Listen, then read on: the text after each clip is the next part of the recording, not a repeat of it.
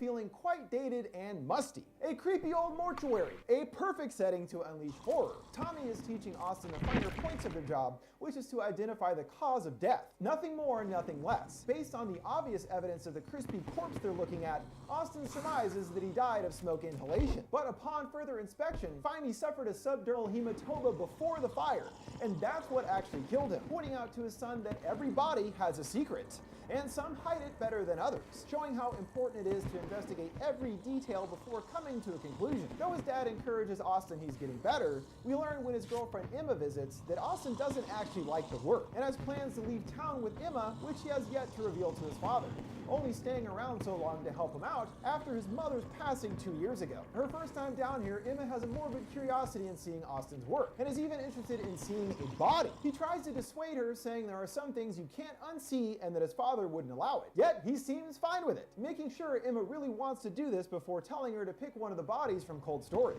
She asks about a bell hung around his foot, which Tommy explains was used many years ago to make sure that the people were actually, dead. If you heard the bell ringing, you knew they were still alive. She goes for the sheet covering his face, and just as she's about to lift it, Tommy rings the bell, startling the absolute crap out of her. Nice one, Tommy. On their way out on a date, Burke arrives looking shook up, wheeling in Jane's body. And even though Tommy tells his son he doesn't have to stick around, he knows if Burke brought a body this late, it must be something important, promising to meet up with Emma later that night. As soon as they bring the body in, we get our first bad omen. Once unzipping the body bag, their cat Stanley hisses, something about the body distressing him, and Burke fills them in on what they know, which is pretty much nothing at all. Though they have a loose theory about the other 4 bodies, they can't find a way to connect them to Jane, and with the press breathing down his neck for answers, he needs a cause of death for her tonight. So Austin and Tommy set to work on her autopsy, which includes 4 stages that gets deeper and deeper into the body itself, beginning externally. Austin points out that her frame appears too small for her body, but Tommy writes this off as being easily explainable. They open her eyes, which are hazy and gray, which should only happen to bodies that have been dead for a while, and learn that her wrists and ankles have been completely shattered, yet somehow there is no external damage tied to these injuries, as well as finding peat moss under her fingernails, Tommy remarking he hasn't seen it used in ages. Continuing on, they find her tongue has been severed off, and seeing she's missing her lower molar. All of this evidence is only bringing more questions to the table of how she died. So they move on to stage 2, internal examination. Placing her on a steel slab, suddenly they hear a storm brewing in the distance, and the lights inside begin to blink erratically. When Tommy is just about to make the first incision, static takes over the radio, hearing a girl scream out in anguish before changing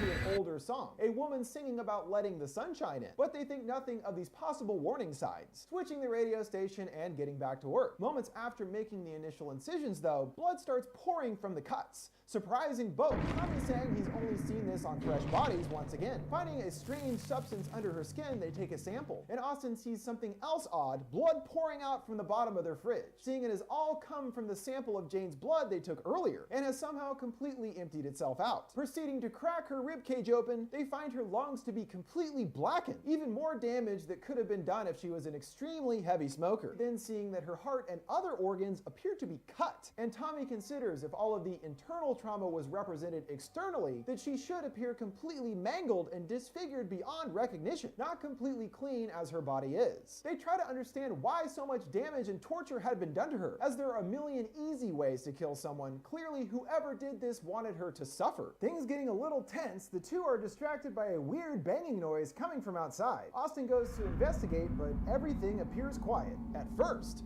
until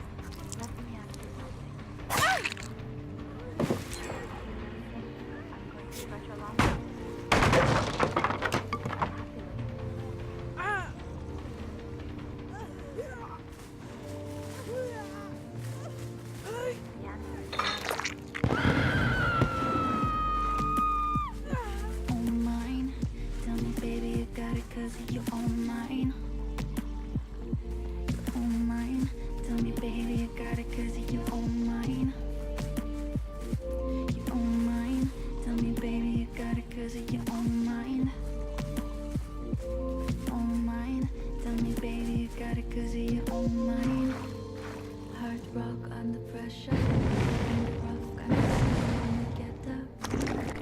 Can you see her sparkle? Hiding out in the dark, very silent. Every change, every weather, as it rains, it's away like a feather. I would used to get better, more tough and a little more clever. And the MO ain't to judge nobody. How did I end up putting up with so much? Yeah, you the victim in your own head. Put together for me, while you're just friends. As your lady, I see you being shady and fickle. To all the people you come to, fake happy and and we all know you lying, so shut up. What a relief to find me some peace and quiet. Oh, alongside you, just you, just you. I'm done with the scene of them against me. My heart is sore. I don't need it anymore. That I used to do that same. Sometimes I crave the chaos. I prefer to be out of the way, like a dog in the seconds, to predict all the shit you can take on. And the mist is a bedlam. It's a sickness to long for the mayhem. At least I can control her. She's rough and she's so delicate. So I am the main of it. I can figure out a ways to be. They're stuck insane like I'm serenading a bitch in the west high. She's booty, she don't care. I'm the baddest. If I choose the last one struggle, say at least you love her. Sometimes I crave the chaos. I prefer to be out of oasis, like conducting seance. All the shit you can take on. And the mist is a bedlam. It's a sickness to know what I'm making. At least I can control her. She's rough and she's so delicate.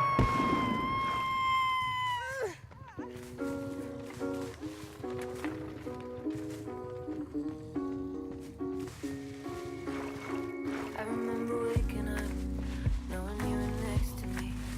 Now I feel like every night finding you is my destiny. And I know your sun is going down, mine is rising up.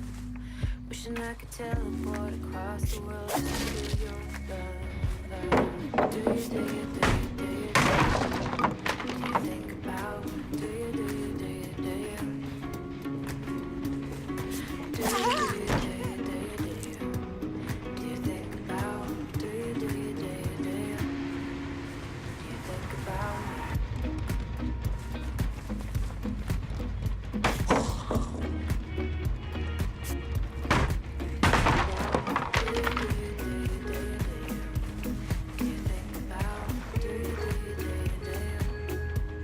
Do you think about me? Always talking about time travel. Always looking for a way to keep staring back into your eyes. Replay the way that you would touch me that one night. I lose my mind. Lose but holding on so tight. I lose my mind. Do you, do you, do you, do you?